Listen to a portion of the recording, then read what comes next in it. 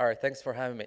So this paper is about estimating the impacts of climate change on the productivity of Chinese manufacturing firms. Okay. So first, let me talk about climate change. So this figure you can see shows the, there's no pointer. So the projected global surface warming relative to 2000 under various scenarios. So you can see the B1, that is the slowest scenario. So that says by the end of this century, climate change is likely to increase the global average temperature by 2 Celsius degree. Okay? And then the black one, that's the A1FI, that's called the business as usual scenario. So that means if we don't do anything, by the end of this century, global surface warming is like increased by 4 Celsius degree.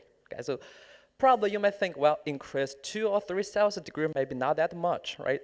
But the point I want to make is that climate change not only increases the average temperature, it might also change the distribution of temperature. So you can see this figure shows the the x-axis different temperature bands, right? So the below negative 12 Celsius, that means very cold temperature, and above 32 Celsius, that means very hot. So because this is measured using daily average temperature, so if daily average temperature is above 32 Celsius, it means daily maximum temperature could exceed 40 Celsius. So it's very hot.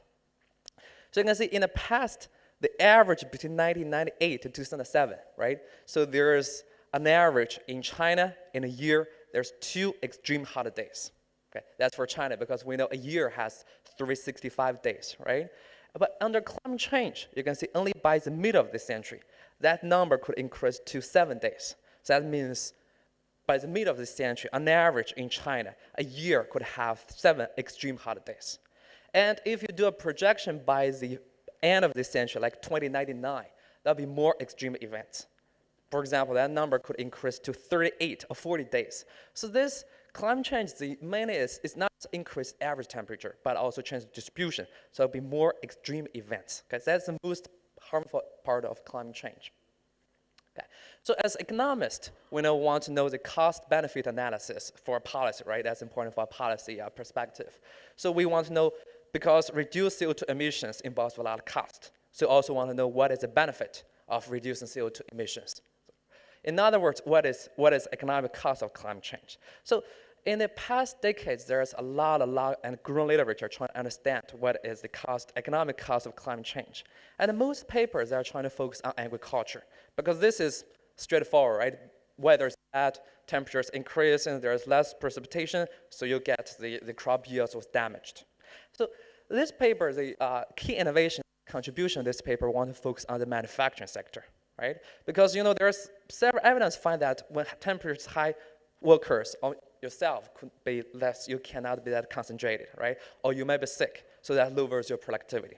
And there's also evidence to show that even when temperature is high, it could also affect the machine performance. So it could also affect the capital productivity. Okay? So the main contribution of this paper is want to focus on the manufacturing sector in China. And there are 2 other reasons why manufacturing is important. So first, we know that it accounts for 40% of China's GDP. That's like one of the largest economic sector. And also employ 30% of labor forces. So that's very important. And then to do such empirical analysis, we collect the most comprehensive the manufacturing data. So specifically in that period from 1998 to 2007, we collect all the state-owned firms, okay, all the state-owned firms. And the non-state firms, but their sales is about 5 million RMB. Okay? So 5 million RMB sales is really not a large firm, right? So then we call them above-scaled firms. So it turns out there's more than 500,000 manufacturing plants, okay? 500,000 manufacturing plants. And because a lot of firms appears across different years, so your observation in total, it has 2 million observations. So that's a lot of data. And then for the weather data, we collect from the 280 weather stations, and we have daily weather data. Okay? So when we're talking about the climate change, we're mainly talking about temperature, but we also control for other weather variables like precipitation, humidity, like wind speed, and stuff. Okay? So then we're using a regression analysis. That's very straightforward. So basically, we'll compare itself. You can think a firm, let's say a firm A, right? For example, in year 2000, that's a very bad year, very hot. So we want to see if the firm's output is lower in that year compare to the same firm, but let's say a year 2001, it's not that bad. There's not too much extreme hot days. So we make such comparison to see how well this historic weather or the historical temperature affects firm output. Okay, so that's the basic idea. So you can see this is the major findings. So the x-axis, that's the temperature bins, the different temperature bins I presented before, and the y-axis, that's log output. So first you can see there is we call it inverted U-shaped relationship, right? Inverted U-shaped relationship. Again, both low temperatures, extreme low temperatures, and extreme high temperatures, they're harmful for a firm's output, right? But if you compare the size, the higher, the extreme high temperature, in fact, is twice larger than the extreme low temperatures. Okay, so that's which means the effect is very large.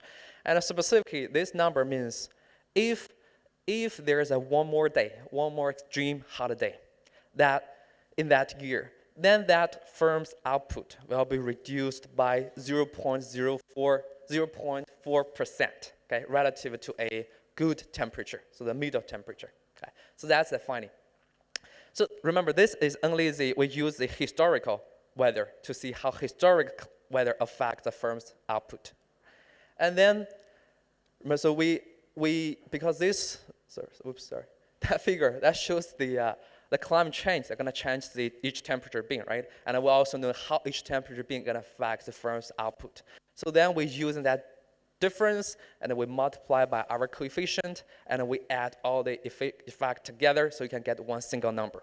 So that number says that by the middle of this century, okay, climate change is likely to reduce the manufacturing output annually by 12%.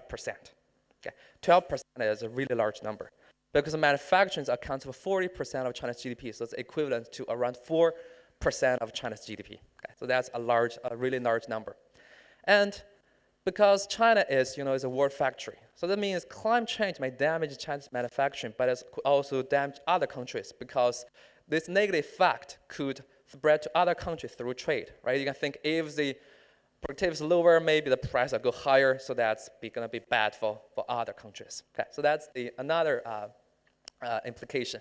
And we use other methods. We find that climate change not only affects labor productivity, okay, so make workers less productive, but also may affect capital productivity. Okay, so for economists, if you believe the labor is more affected, well, a simple way is to, let's say, we replace workers with more machines, right? But because we find both affected, so which sees this factory allocation may not be a possible way to address climate change. Okay, so that's the major findings. And we also did for different sectors. The manufacturing sector is a big sector. It also includes detailed subsectors.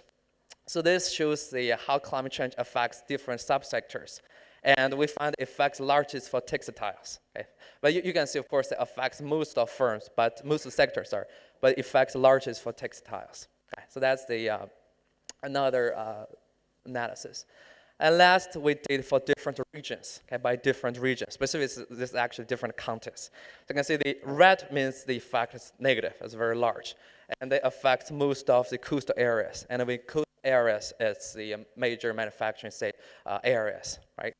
So then, to sum up, we try to identify previous ignored factors that could be severely damaged by climate change. And we find that large effect of remember, if I just single give you a number, they're going to be 4%, 4% of GDP, only by the middle of the century. Okay, that's the end of the presentation.